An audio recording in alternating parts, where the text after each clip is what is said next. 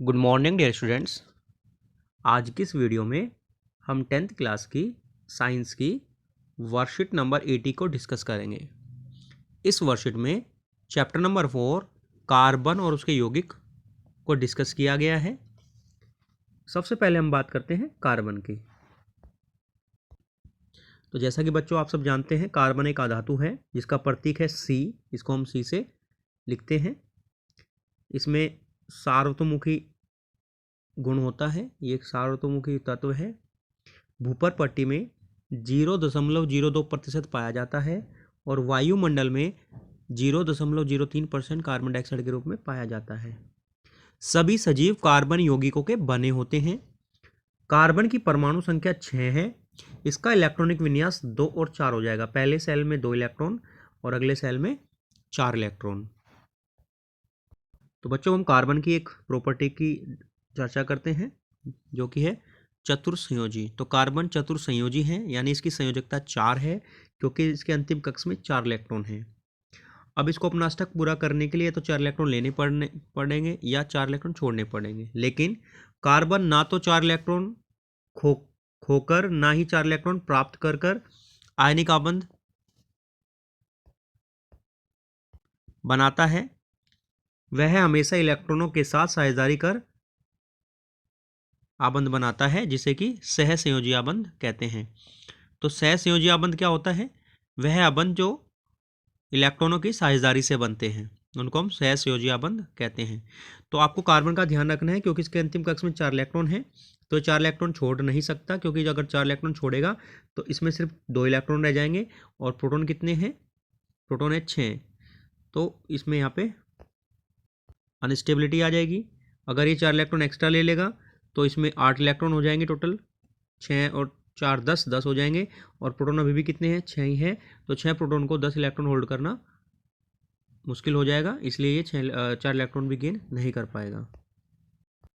अब हम बात करते हैं कार्बन की सार्वतोमुखी प्रकृति के बारे में। इसके 2 मुख्य गुण हैं। फर्स्ट है श्रृंखलन, जिसको कि कैटिनेशन कहते हैं इंग्लिश में।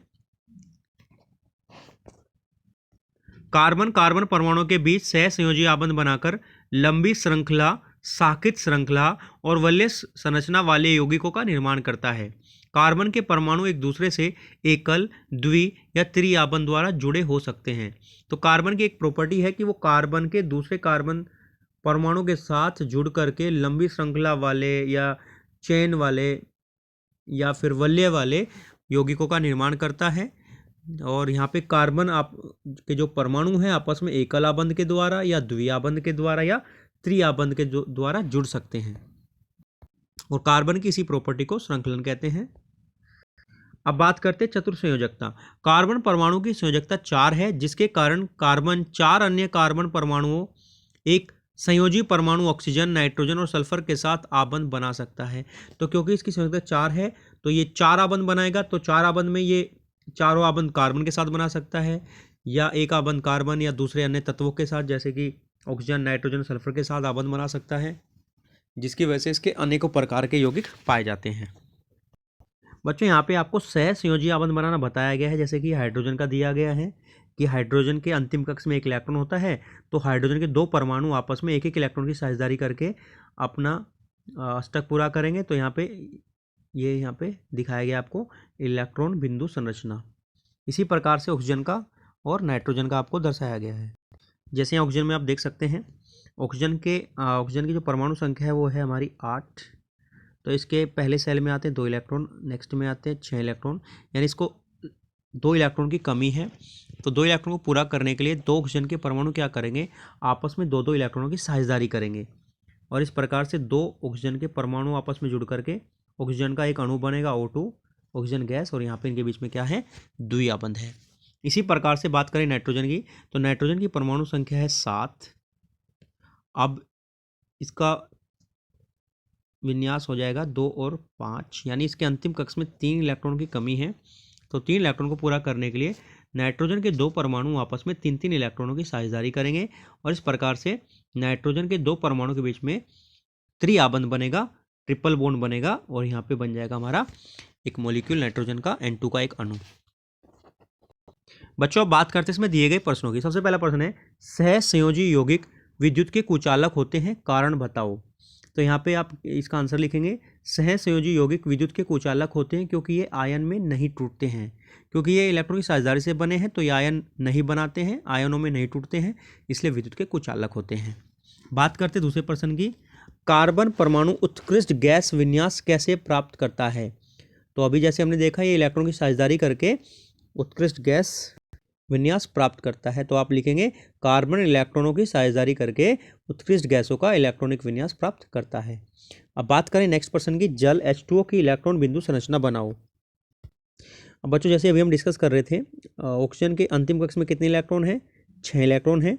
तो आप अगर यहाँ पे 6 इलेक्ट्रॉन दिखाएं इसके, ये दिखा सकते हैं। अब H2O बनाना है यानी 2 हाइड्रोजन जोड़ेंगे, हाइड्रोजन के अंतिम कक्ष में कितने इलेक्ट्रॉन है, 1 इलेक्ट्रॉन है। तो यहाँ पे इसके साथ 2 हाइड्रोजन जोड़ेंगे अपने अपने 1 इलेक्ट्रॉन को लेकर के। तो ये 2 इलेक्ट्रॉन पूरे हो गए इस हाइड्रोजन के, ये 2 इलेक्ट्रॉन पूरे हो गए दूसरे हाइड्रोजन के, और यहाँ पे जो है 8 इलेक्ट्रॉन पूरे हो जाएंगे ऑक्सीजन के। तो इस प्रकार से हमारा बना H single bond O single bond H, यानी हमारा क्या बन गया, H2O। तो ये H2O की इलेक्ट्रॉन बिंदु संरचना हो गई। बात करते हैं अगले प्रश्न की, कार्बन चतुर्संयोजी क्यों है। तो इसका आंसर आप लिखेंगे, कार्बन परमाणु की संयोजकता 4 है, कार्बन अन्य परमाणु के साथ साझेदारी करके है, और 4 संयोजकता होने के कारण चतुर्संयोजी है। बात करते हैं अगले प्रश्न की, प्रश्न नंबर 5 की, कार्बन के यौगिकों की संख्या अधिक क्यों है। तो यहाँ पे कार्बन की सर्वतोमुखी प्रकृति इसका जो कारण है। सबसे पहला इसका श्रृंखलन का गुण के कारण, दूसरा चतुर्संयोजकता के कारण, और आप लास्ट में ये भी कह सकते हैं कि इसका कार्बन के परमाणु का आकार जो छोटा होता है उसके कारण भी। बात करते हैं अगले प्रश्न की, कार्बन को एक अद्वितीय तत्व क्यों कहा जाता है। क्योंकि कार्बन में परस्पर व अन्य तत्वों के साथ सीधी श्रृंखला, शाखित श्रृंखला या वलय श्रृंखला बनाने के गुण होते हैं, मीन्स कैटिनेशन की प्रॉपर्टी चतुर श्रृंखलन के गुण होते हैं। दूसरा, कार्बन परस्पर व अन्य तत्वों के साथ एकल, द्वि व त्रिआबंध बना सकता है चतुर्संयोजकता के कारण, क्योंकि ये चतुर्संयोजक है इसलिए इसमें ये गुण होते हैं। बात करते 7वां प्रश्न, श्रृंखलन को परिभाषित कीजिए। तो कार्बन में स्वतः बंध बनाने की क्षमता जिसे वह श्रृंखलाएं, वलय आदि बनाकर यौगिकों का निर्माण करता है, श्रृंखलन कहलाता है। तो बच्चों श्रृंखलन की परिभाषा आप यहाँ से यहाँ तक भी लिख सकते हैं। तो बच्चों ये आपकी वर्कशीट नंबर 80 थी, इसको आप ध्यान से पढ़ेंगे, सभी प्रश्नों को अच्छे से करेंगे।